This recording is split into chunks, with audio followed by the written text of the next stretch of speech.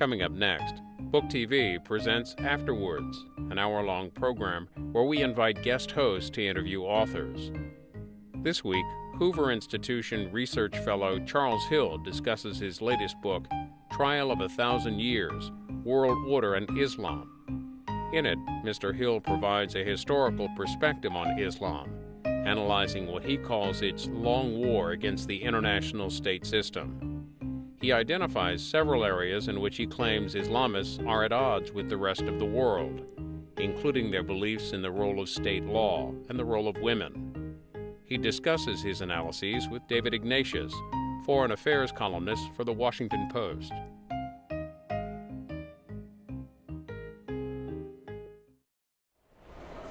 I'm David Ignatius, a columnist for The Washington Post and author of a new novel, Blood Money. I'm here today to interview Charles Hill, who is the author of a nonfiction book called Trial of a Thousand Years, World Order and Islamism. Very interesting book, and we're going to try to draw out some of the themes.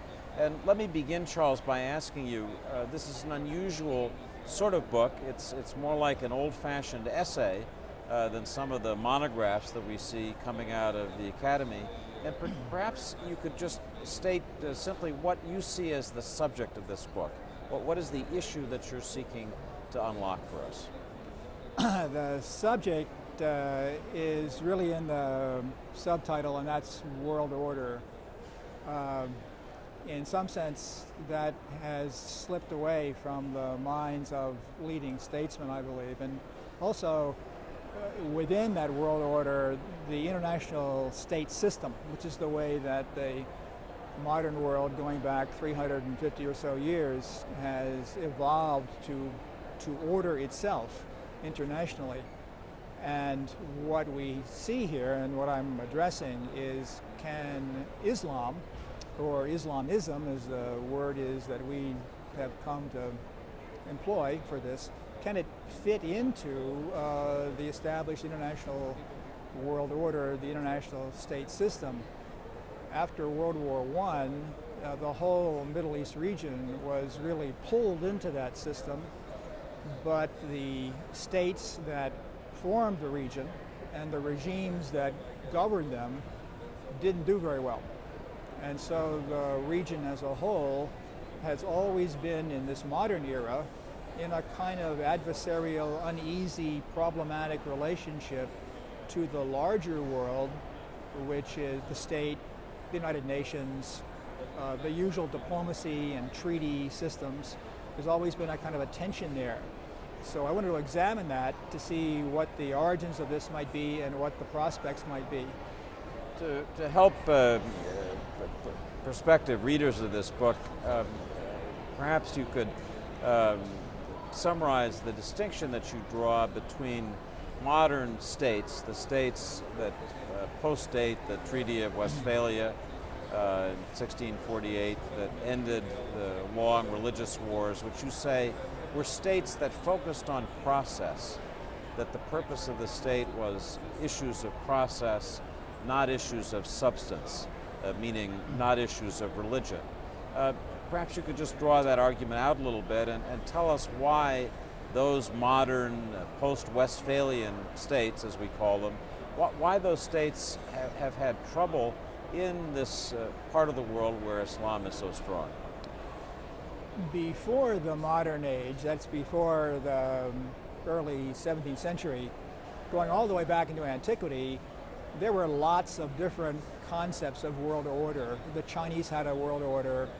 It was a world order in the South Asian area, a world order even in South America in the sense of the Mayans. People thinking of themselves as being the center of a universe and conducting things that were the only way to do it.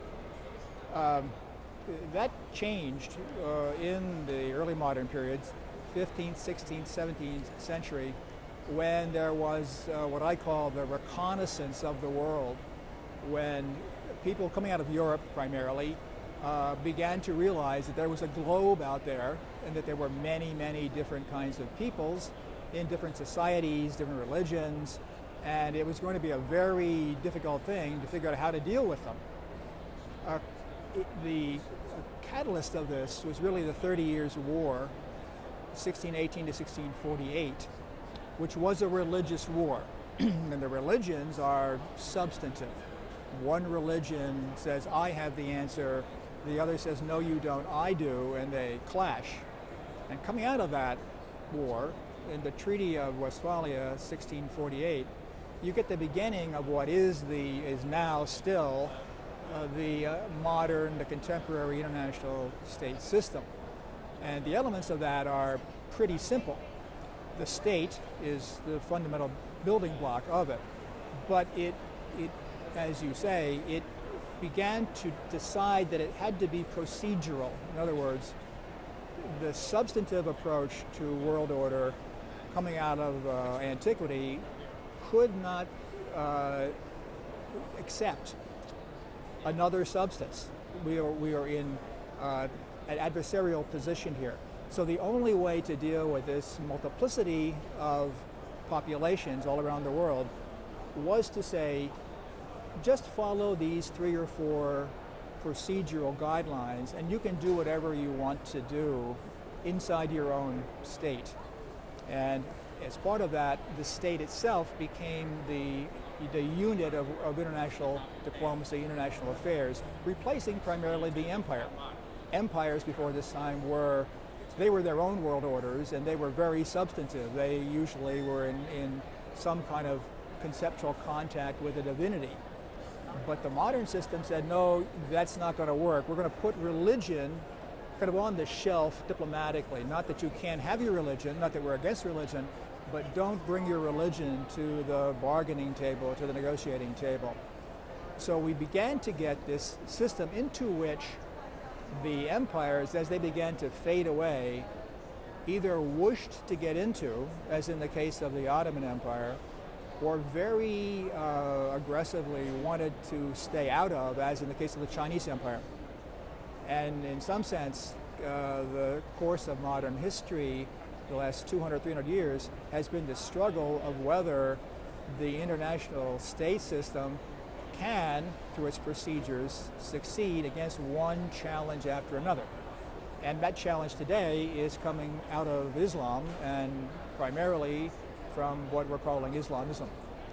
To what extent is your argument here similar in terms of the basic thrust to the argument that Samuel Huntington made in Clash of Civilizations, where he talked about Islamic civilization and its values, its trajectory, being fundamentally in collision with the West on all sorts of levels.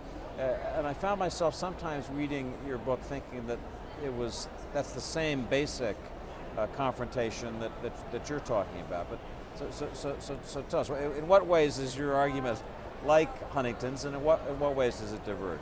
It's a little bit like it, but it fundamentally is quite different.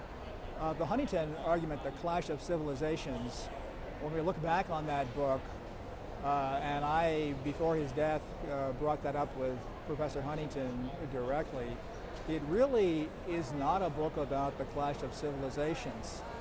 It's kind of a disguised look at that. It's really about Islam. Because when you look at what Huntington's talking about there isn't any clash between Sinic civilization and Latin American civilization. This isn't there. When you begin to draw the lines of confrontation, they all are, in the Huntington approach to this, they're all coming out of Islam. Islam, as he said, has bloody borders. So in some sense, this takes off from that point and says, well, then what really are we talking about here? And what I'm trying to get at in this book is that Islam, or Islamism, that version of Islam, remains with a mentality that is a civilizational mentality, and it doesn't fit within its own view. Doesn't fit the simple rules. They are substantive in their own view because of Sharia law and how they see the cosmos. And the international system says, well, okay, but don't bring that into our diplomacy. And they say, no, we have to, because this is the way we see things. Let me ask you a few questions just to poke at the edges of that thesis. And